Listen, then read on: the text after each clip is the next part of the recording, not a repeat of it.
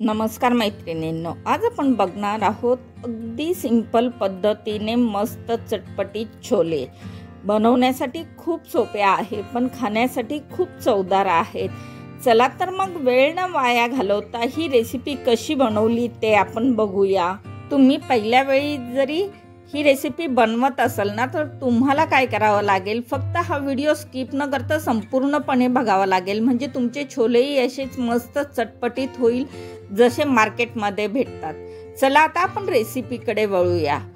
छोले बनवण्यासाठी मी इथे पाव किलो छोले भिजत ठेवलेले होते। हे छोले मी रात्रभर भिजत ठेवलेले होते आणि छोले भिजून बघा कसे दुप्पट झालेले आहेत। छोले बनवण्यासाठी पहिली टिप, जर छोले परफेक्ट भिजलेले असेल ना, तर छोल्याची भाजी खूप छान लागते। तर तुम्ही सुद्धा अशा पद्धतीने अगदी परफेक्ट कमीत कमी 7 ते 8 तास छोले भिजत ठेवा किंवा ओव्हरनाईट भिजवले ना तरी चालेल, म्हणजे आपले छोले परफेक्ट भिजतील।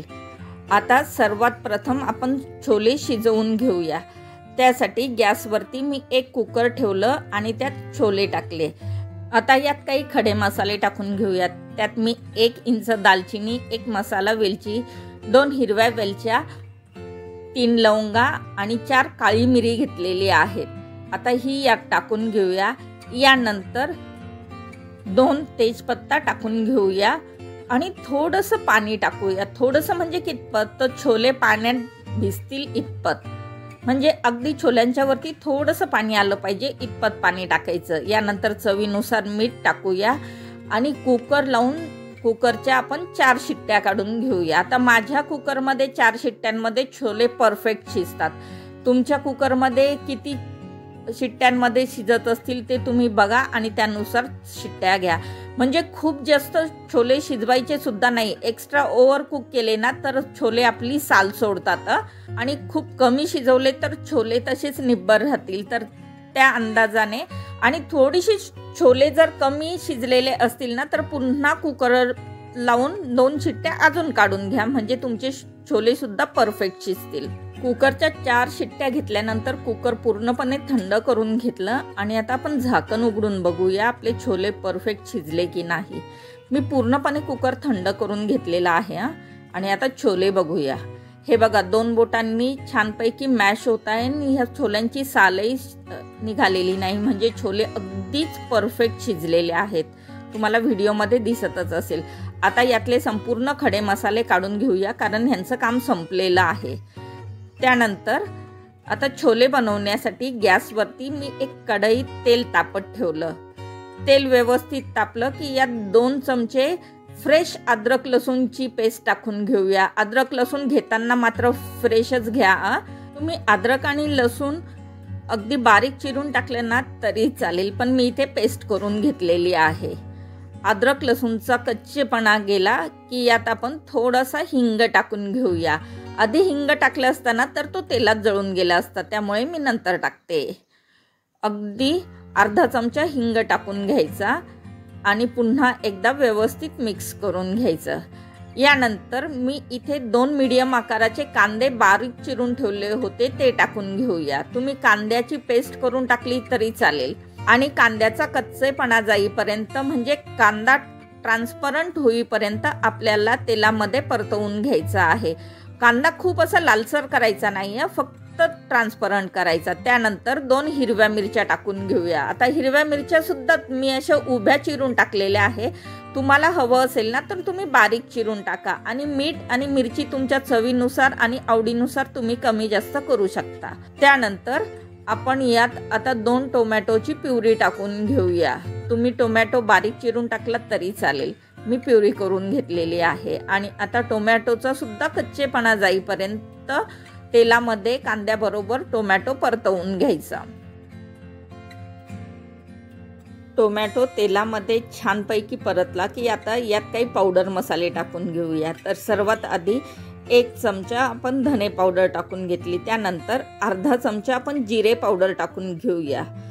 त्याचबरोबर 1 चमचा लाल मिरची पावडर टाकून घेऊया आणि इथे मी हळद टाकलेली होती, तो व्हिडिओ माझ्याकडनं स्किप झाला, तर तुम्ही हळद सुद्धा टाकून घ्या आणि व्यवस्थित हे मसाले कांदा टोमॅटो बरोबर आपण परतून घेऊया। म्हणजे कितपत परतवायचे तर अगदी मसाल्यांना तेल सुटलं पाहिजे, म्हणजे तेलाची तवंग वरती आली पाहिजे इतपत आपल्याला हे मसाले परतवून घ्यायचे आहे। सोप्यात सोप्या पद्धतीच्या रेसिपी मी तुमच्यासाठी घेऊन येते। तुम्ही चॅनलवर जर नवीन असाल ना तर माझ्या चॅनलला प्लीज सबस्क्राईब करा, जास्तीत जास्त लाईक करा, आपल्या मित्रमैत्रिणींबरोबर शेअर करा आणि हो, कमेंट करायला मात्र विसरू नका।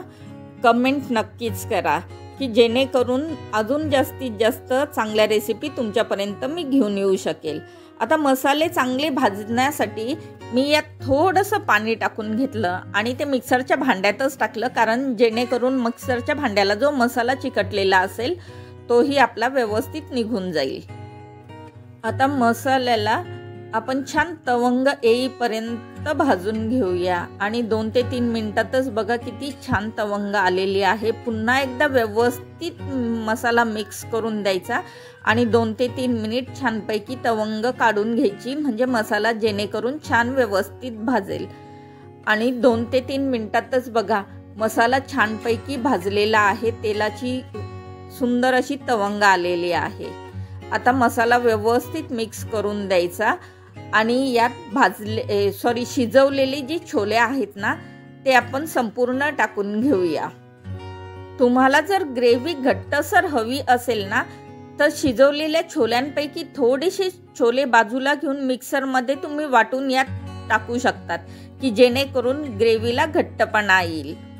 आणि यापेक्षा पातळ ग्रेव्ही हवी असेल ना तर थोडंसं गरम पाणी करून तुम्ही टाकू शकता, जेणेकरून ग्रेव्ही आपली पातळसर होईल। आता छोले आणि मसाला व्यवस्थित 4 ते 5 मिनिट उकळवून घ्यायचा, जेणेकरून संपूर्ण मसाला आपल्या छोल्यांमध्ये जाईल आणि छोले चवदार लागतील। भाजीला छानपैकी उकळ आली ना की यात अर्धा चमचा गरम मसाला पावडर आणि अर्धा चमचा कसुरी मेथी टाकून घेऊया।